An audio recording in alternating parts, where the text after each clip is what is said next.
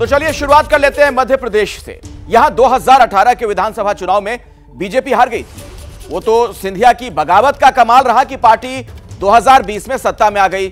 अब बीजेपी के सामने सत्ता बचाए रखने की चुनौती है। लिहाजा पार्टी ने 39 सीटों पर अपने उम्मीदवारों की पहली लिस्ट जारी भी कर दी।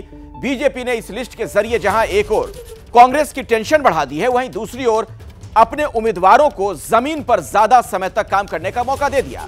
पहले आप ये रिपोर्ट देखिए और फिर बीजेपी के इस प्लान का पोस्टमार्टम करेंगे। एक तरफ मध्य प्रदेश की सत्ता में आने के लिए कांग्रेस सॉफ्ट हिंदुत्व की राह पर कदम बढ़ाते हुए आगे बढ़ रही है। दूसरी तरफ सत्ता में वापसी के लिए बीजेपी ने सबको चौंकाते हुए उम्मीदवारों की पहली लिस्ट जारी कर दी है। बीजेपी ने मध्य प्रदेश के 39 उम्मीदवारों की पहली लिस्ट गुरुवार को जारी की। अमूमन होता यह है कि चुनाव के ऐलान के बाद पार्टी चुनाव समिति की बैठक होती है, जिसमें प्रदेश कमेटी की ओर से भेजे गए नामों पर चर्चा के बाद उम्मीदवारों के नाम का ऐलान होता है। लेकिन बीजेपी ने ये परंपरा बदल दी। युद्ध स्तर पर हमारी तैयारियां चल रही है। कांग्रेस कह रही थी कि 1 साल पहले उम्मीदवार घोषित करेंगे, 6 महीने पहले उम्मीदवार घोषित करेंगे, लेकिन भारतीय जनता पार्टी ने तो अपने उम्मीदवार के घोषित कर दिए। अभी 20 तारीख को फिर हमारे नेता केंद्रीय गृह मंत्री माननीय अमित शाह जी भोपाल आ रहे हैं, लेकिन भारतीय जनता पार्टी फिर से भारी बहुमत से 2023 का विधानसभा जीतकर फिर सरकार बनाने वाली है और 2024 में 29 की 29 सीटें भारतीय जनता पार्टी जीतेगी। बीजेपी ने हारी हुई सीटों को जीतने के लिए उम्मीदवारों के नाम का ऐलान वाला दांव चला। चुनाव अक्टूबर-नवंबर महीने में होने हैं, लेकिन 2 महीने पहले उम्मीदवारों के नाम घोषित करके पार्टी ने उन्हें तैयारी का पूरा मौका दिया। कल जो बैठक संपन्न हुई, उस बैठक में हुए निर्णय के साथ आज 39 विधानसभाओं के प्रत्याशी भारतीय जनता पार्टी मध्य प्रदेश ने घोषित कर दिए हैं। भोपाल मध्य से 2018 में बीजेपी हार गई थी। इस बार पार्टी ने पुराने खिलाड़ी ध्रुव नारायण सिंह पर दांव लगाया, जिनका टिकट पिछली बार कट गया था। एबीपी न्यूज के ब्यूरो चीफ ब्रजेश राजपूत से बात करते हुए ध्रुव नारायण इस बार जीत का दावा कर रहे हैं। मैं पूरे क्षेत्र में कहीं भी जाता था, लोग मेरा हाथ पकड़ पकड़ के बोलते थे कि आप ही को लड़ना है, आप ही को वोट देंगे, चाहे हिंदू हो चाहे मुसलमान। तो मुझे मालूम था कि जब लोगों का ये भाव है तो सर्वे में मेरा ही नाम जाएगा। 2018 के चुनाव में बीजेपी जिन 102 सीटों पर चुनाव हारी, उनमें से 39 उम्मीदवारों के नाम का ऐलान कल किया गया। 2018 के चुनाव में कुल 230 सीटों में से कांग्रेस को 114 सीटों पर जीत मिली, बीजेपी 109 सीटें जीत पाई, बाकी 7 सीटें अन्य के खाते में गई। 2020 में ज्योतिरादित्य सिंधिया की बगावत के बाद राज्य में कांग्रेस की सरकार गिर गई और शिवराज सिंह चौहान फिर से मुख्यमंत्री बने। अब बीजेपी ने हारी हुई सीटों के लिए उम्मीदवारों के नाम का ऐलान कर नई रणनीति बनाई। वहीं कांग्रेस सॉफ्ट हिंदुत्व की राह पर चलते हुए पहले से ही बीजेपी को घेर रही है। अब करप्शन के धुआंधार आरोप लगाकर पार्टी शिवराज से सत्ता छीनने की तैयारी में जुट गई है।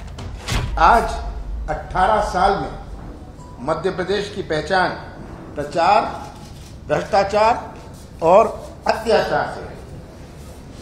शिवराज सिंह जी को मैं लोकसभा में जानता था, वो शिवराज थे। आज शिवराज नहीं रहे, खगराज बन गए।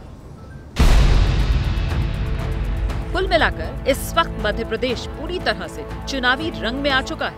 एक दूसरे को घेरने के लिए दोनों तरफ से चुनाव के ऐलान से 2 महीने पहले ही पूरी बल्लेबाजी हो रही है। देखना यह है कि मध्य प्रदेश की जनता इस बार फैसला क्या करती है।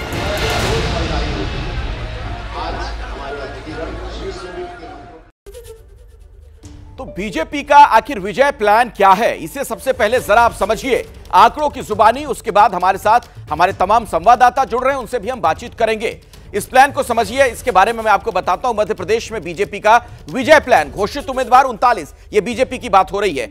नए चेहरे इनमें 12 नजर आ रहे हैं, हारे हुए चेहरे 14 और नेता पुत्रों की बात की जाए तो वो भी है यहां पर 3 नेताओं के पुत्रों को भी मौका मिला है, ये 39। अब देखिए जरा जाति की जुबानी से समझिए। घोषित उम्मीदवारों का जातिगत ब्यौरा आपके सामने है।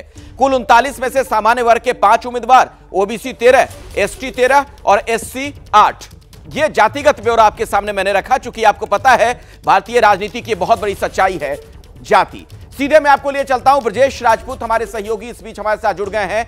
ब्रजेश, ये जो अभी चुनाव की तारीखों का ऐलान भी नहीं हुआ और पहली लिस्ट आ गई बीजेपी की, इसे कैसे समझा जाए? बिटवीन द लाइंस कैसे आप देख रहे हैं इसे?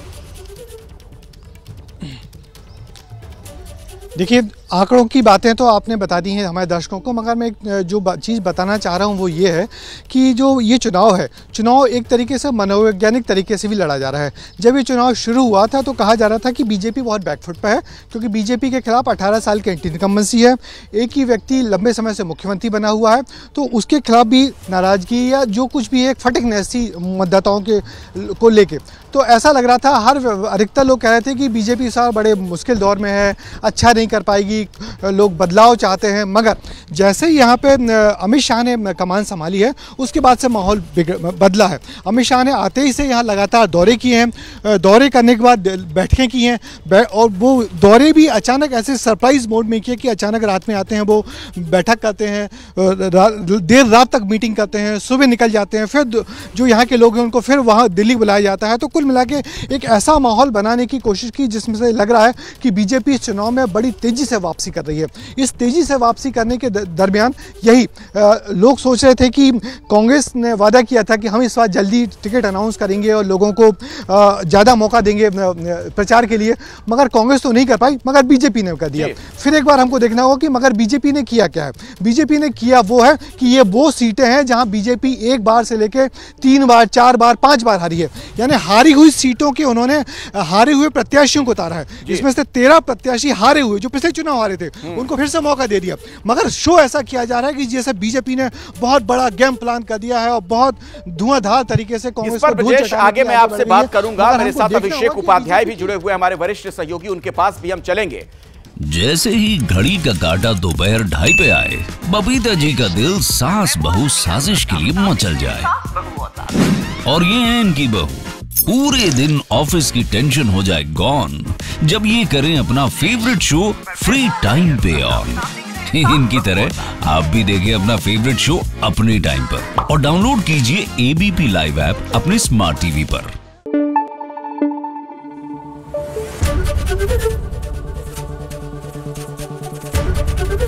एबीपी न्यूज आपको रखे आगे।